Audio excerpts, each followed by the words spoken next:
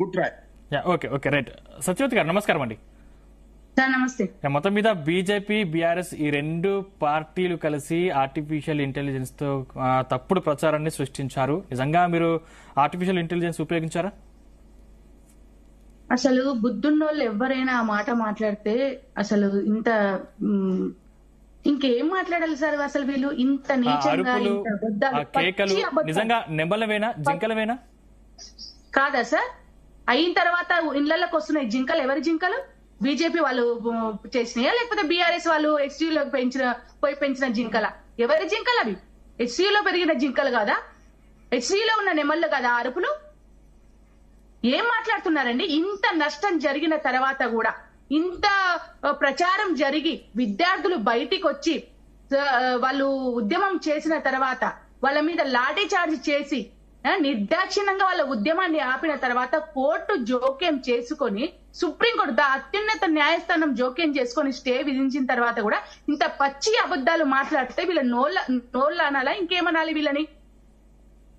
వీళ్ళకు పరిపాలన చేతగాక ఇవాళ కాంగ్రెస్ ప్రభుత్వాన్ని సపోర్ట్ చేస్తున్నటువంటి, ఈ రోజు ప్రభుత్వాన్ని సపోర్ట్ చేస్తున్నటువంటి మేధావులు కూడా వాళ్ళ ఏమంటారు వాళ్ళ గొంతులో ఎలక్కాయబడ్డ పరిస్థితి అయింది. ఇవాళ సపోర్ట్ చేయలేని పరిస్థితి అయింది.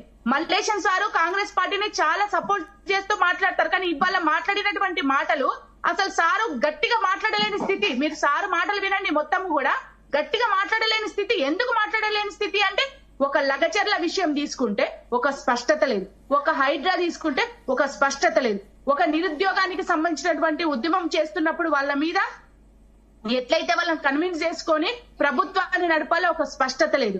అదే విధంగా హెచ్సియు భూములు మేము చేస్తాము. ఇప్పుడేంటండి నష్టం జరిగిన తర్వాత సుప్రీంకోర్టు ఇచ్చిన తర్వాత ఇవ్వాలేంటి? అసలు నటరాజన్ గారికి ఏ హక్కు ఉందని చెప్పేసి సచివాలయంలోకి పోయి వాళ్ళ సమీక్ష సమావేశం పెడుతుంది. మల్లేశం సార్ చెప్తున్నారు చూడాలి నిజమేనో కాదో. ఇదిగో ఇంత బహిరంగంగా పేపర్లలో వచ్చిందండి. మంత్రుల దగ్గర సచివాలయంలో కూర్చొని తన ఫోటో, ఇది కూడా ఫేకా? ఇది కూడా సృష్టించిందేనా?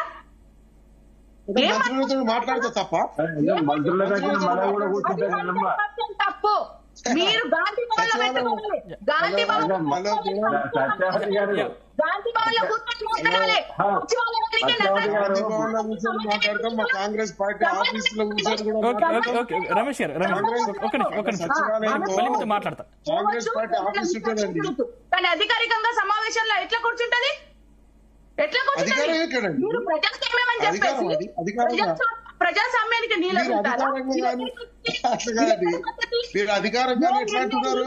ఏ నిర్ణయం తీసుకున్నా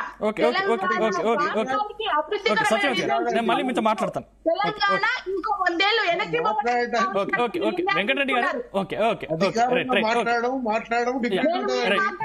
కామున్నాను కదా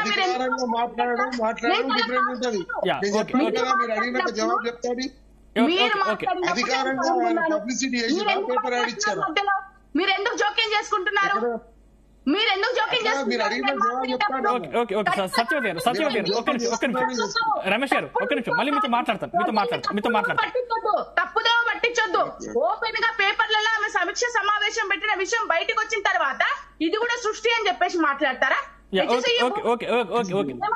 వెంకటరెడ్డి గారు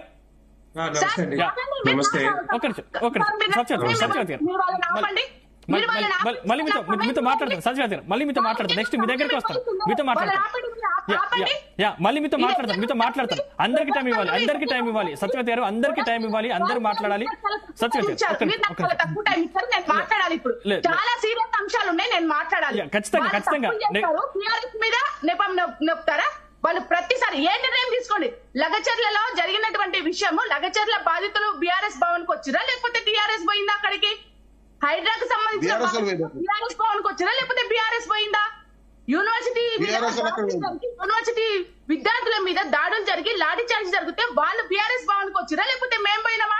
ప్రతిదీ తప్పుడు నిర్ణయాలు తీసుకొని ప్రజల్లోకి వెళ్ళిన తర్వాత అక్కడ నుంచి వచ్చినటువంటి వ్యతిరేకత నుంచి వీళ్ళు సమాధానం చెప్పుకోలేని స్థితిలో బీఆర్ఎస్ ని మాట్లాడతారు ఎందుకు? ప్రతిసారి చేసిన ప్రతి నిర్ణయం కూడా ప్రభుత్వం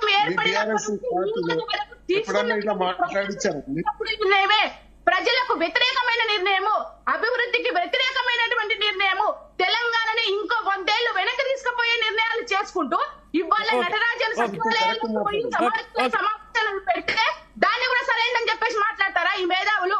ఎట్లా సరైందండి?